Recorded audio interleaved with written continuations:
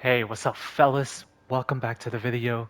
Today, I just want to, say our plan for this video here. We're going to talk about the changes I made, the overview of the build. I want to talk about how I also make divines while mapping, and some tips and tricks here and there, and some common questions that are being asked all the time. So I want to address all of that.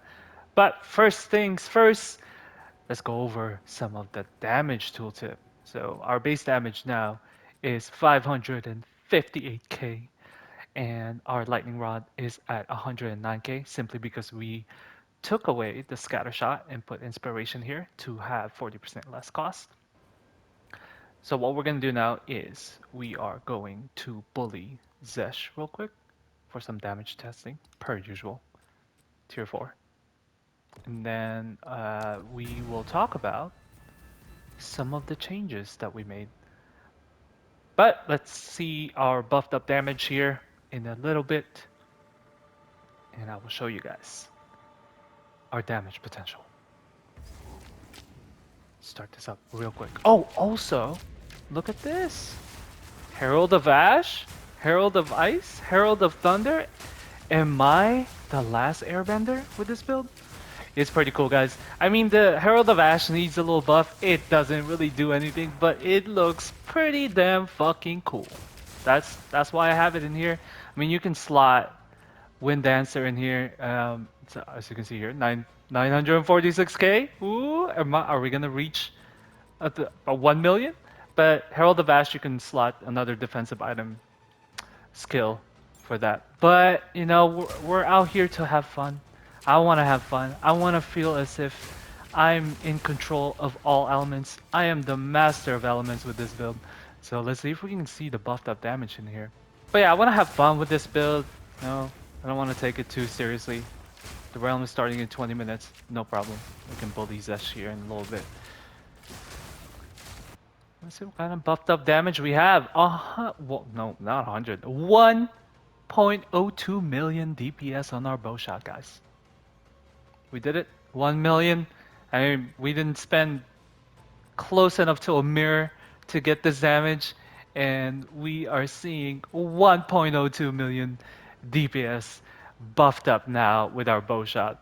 So I just want to thank everyone that got me in here. All your suggestions, all the tips.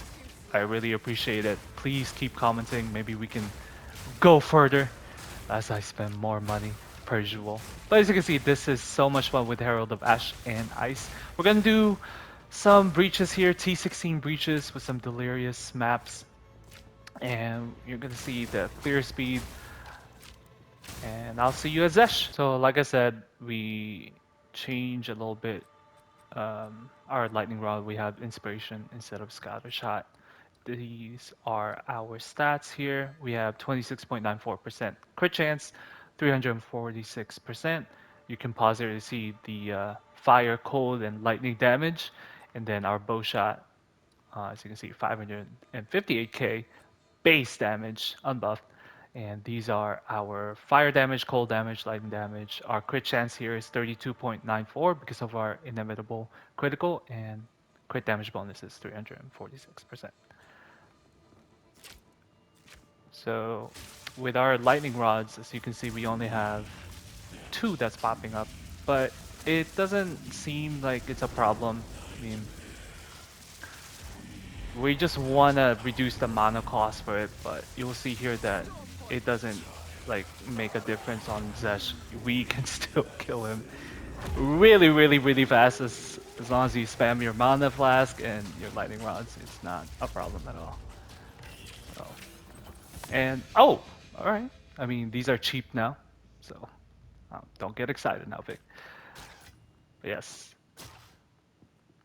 Yeah, let's talk about the changes. All right, before we talk about the changes I made with the build, we are at tier 16 with 36% Delirious. We use Distilled Paranoia, so we have 74% increased number of rare monsters in here as well. Now we have some quantity, we have some rarity. We're at +2, so we're at level 82. And yeah, well, let's talk about this build, and it's clear. I mean, obviously from previous videos, it shouldn't be a surprise that this clear is better. I mean, honestly, you won't even feel the difference. Above 500k buffed up, it's pretty much all the same, to be honest with you guys. This is just to min-max the build to its full potential. And why I'm using Herald of Ash is simply for fun. I mean, just imagine, guys. When they buff this Herald of Ash, this build would be phenomenal. Like Herald of Ash, Ice, Thunder going off everywhere per bow shot without using any mana with all the attack speed in the world.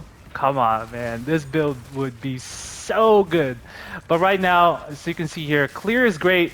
Herald of Ash is, it's a cool thing, but it really isn't doing anything that Herald of Ice is doing for our build. I mean, he's doing most of the clear, the AoE damage. I am stuck. There we go, blink.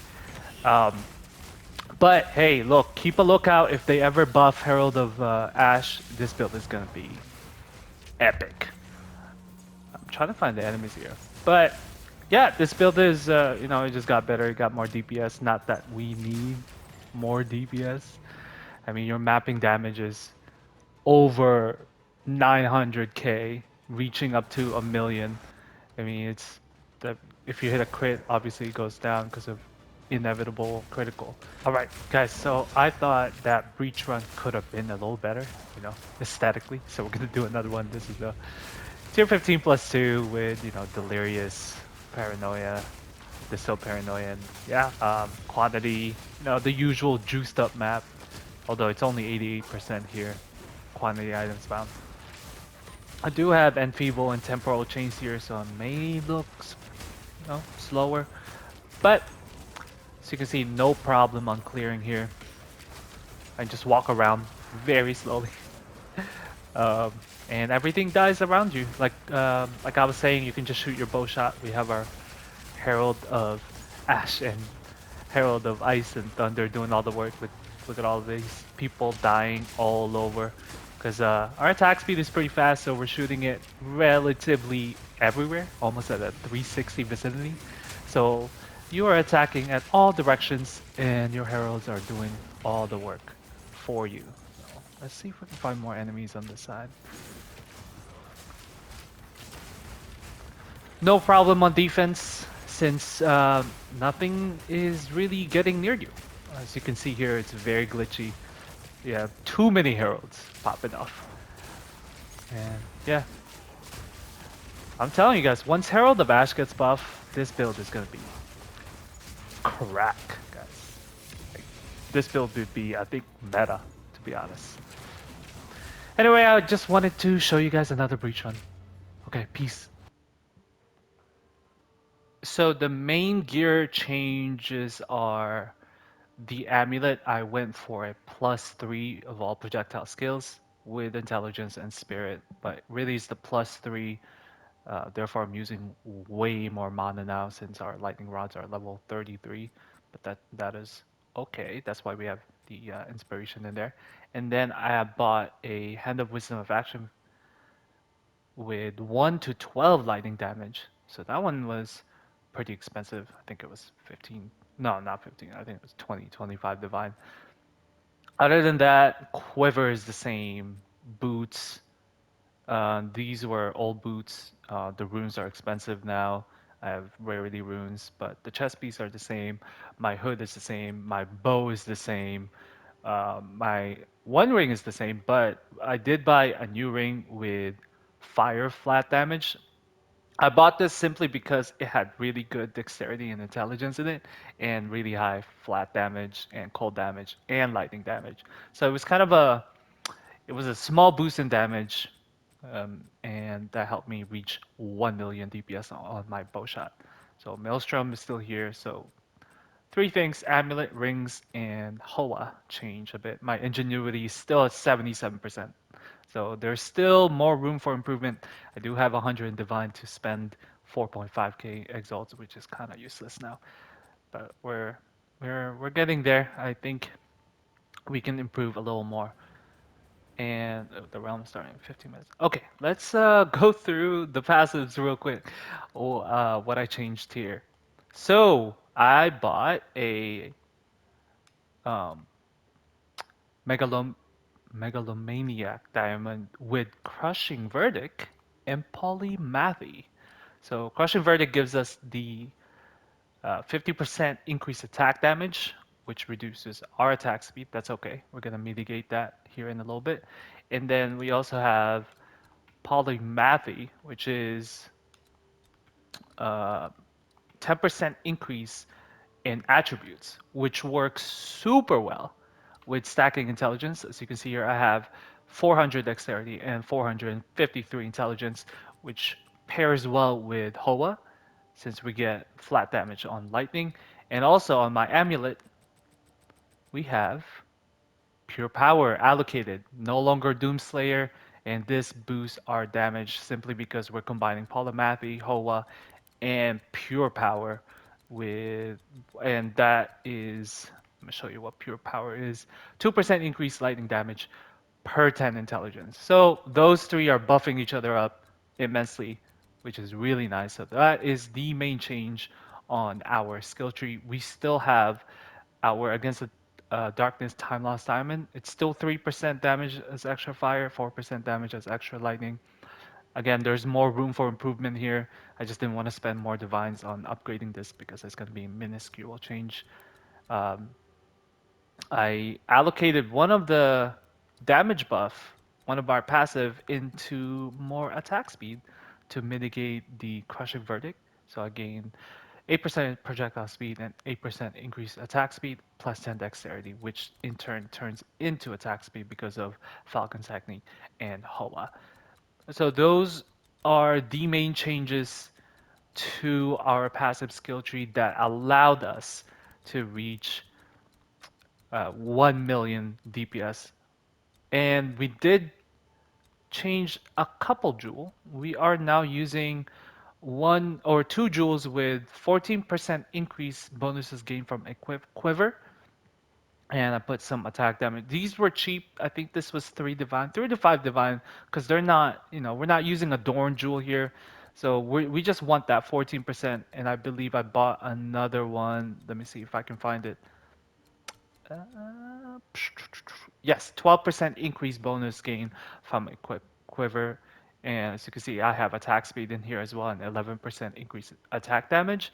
Simply because we wanted to boost our bow shot and lightning rod to level 33 now.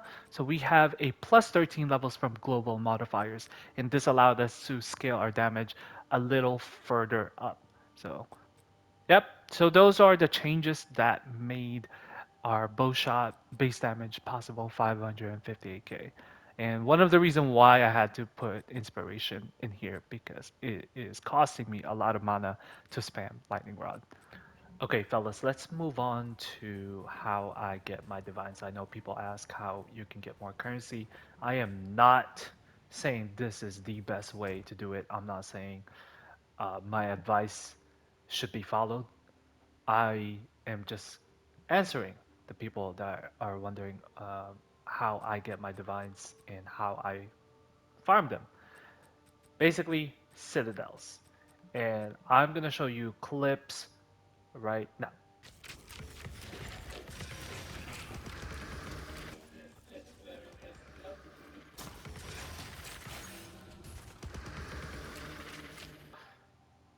You probably saw some clips. Basically, you want to increase your waystone drop chance a lot, especially when you go into citadels to increase your chances of getting 3 fragments. I have 105 divine, so if you do a bunch of citadels, you can farm these fragments and then turn them in as divines or exalts that which can turn into divines or chaos of orbs, right? Um, into alva. Basically, the method about it is get tier 15, pretty much juice them up, put some exalts in there, and you want to corrupt them afterwards in order to increase their waystone drop chance. if you get lucky. Unlucky, you get tier 14. But as you can see, this turned into 445% waystone chance, 600%. So that one's really good. This one 385. So I would keep I would keep the 500. I would keep the 605, and basically I would hunt down Stone Citadel. I would hunt down Citadels. I won't even complete them. I just go straight to the boss guys. Like for example, what do I have in this iron? No, this is copper. It doesn't even show you the tower I juiced up in. Basically, it's just increase waystone, some quantity. You can see in here I have some increased waystone, increased quantity. So it's my towers aren't full waystone at all. I put some quantity in there, rarity, so that the nodes around the citadel isn't a total waste with waystone. Simply because we are relying a lot on these waystone that are above 500%. So once you have your fragments, you basically want to turn them into Exalt, Chaos. Let's see what it is for Chaos for one of them. 42 Chaos. What is Divine for Chaos? That's pretty good actually. Like you can turn this into Chaos, right? You can turn this into Exalt, right? Or you can even sometimes I do a 1-to-1 ratio, and it might take a bit for it to sell, but someone's gonna buy that into a 1-to-1 ratio. So that's how I get my divines, guys, and I just farm citadels, and I think it saves more time rather than juicing up breaches, and I think it's more lucrative in my opinion because you can turn these exalts immediately into divines. Like I can go to Hello. get some divine using chaos. Oh, put 50 in here, get one of them, whatever, just to show. And then there's your one divine. So pretty much it's almost three fragments, almost equals Hello three there. divine. But if you get what's the other one? Faded Crisis. That one costs a lot more. I think you can get almost three divines with just one of them. Yeah, 2.9 ratio. So copper citadels is definitely more lucrative. You can get almost if you get three fragments, you can get nine divines right there. Okay, now for anyone that's been following this build, you can click off the video. You've heard me talk about this build for weeks now. So I'm just gonna target the audience that has a lot of questions, are new to this build, and they want to try it out. So first off, if you want to try this out, I can't stress this enough. You don't need physical damage. My gears do not have physical damage at all in them, simply because Widowhail doesn't have a lot of physical damage. Therefore, it's a lot easier to scale elemental damage with our gear. So if you want to switch to this from your Deadeye Light um, um, Lightning Arrow, you gotta ditch the physical stuff because it's not gonna help you in this build at all. Second, these are my stats. You want to focus on dexterity and intelligence. You want to focus on gaining as much intelligence in your gear, in your rings, so that it can stack with your gloves. It can give you 1 to 12 lightning or 1 to 10, whatever you can afford in here. Basically, you want to stack as much intelligence and dexterity because it gives you attack speed to boost your DPS. Now, for the bow shot, we have martial tempo, primal armament to boost our elemental damage. Like I said, this is pure elemental. Even our runes on our Widowhail are 60% increased elemental damage. That's all we're doing. We are increasing fire, lightning, and cold. That's it.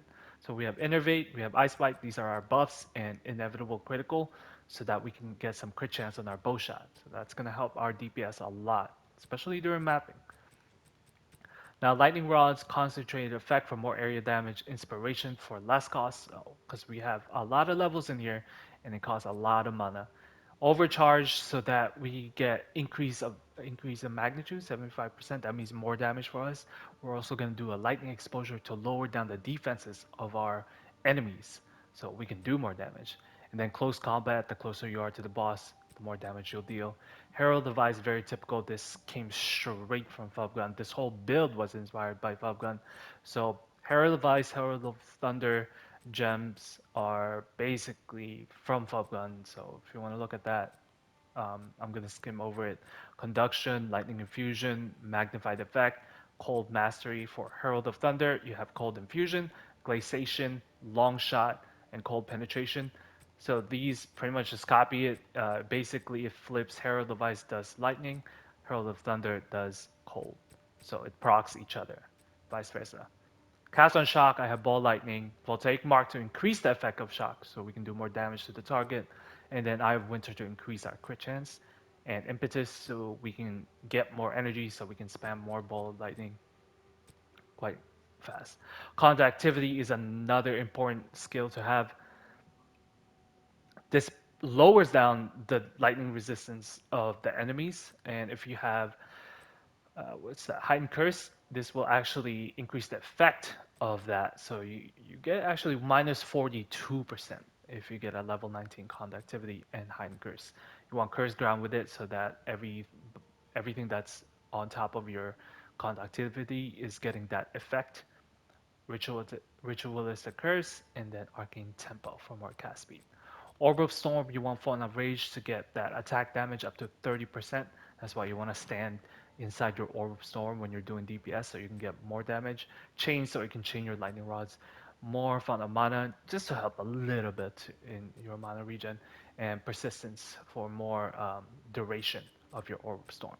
Blink is for mobility, that's why we have a wand and a shield. Our shield will actually reduce the cooldown of blink. And one is to simply put the blink into that skill so I can click this ability. It's basically my weapon spot, and then I can blink with it. And I can quickly switch over to my bow shot. Blink again when it's ready.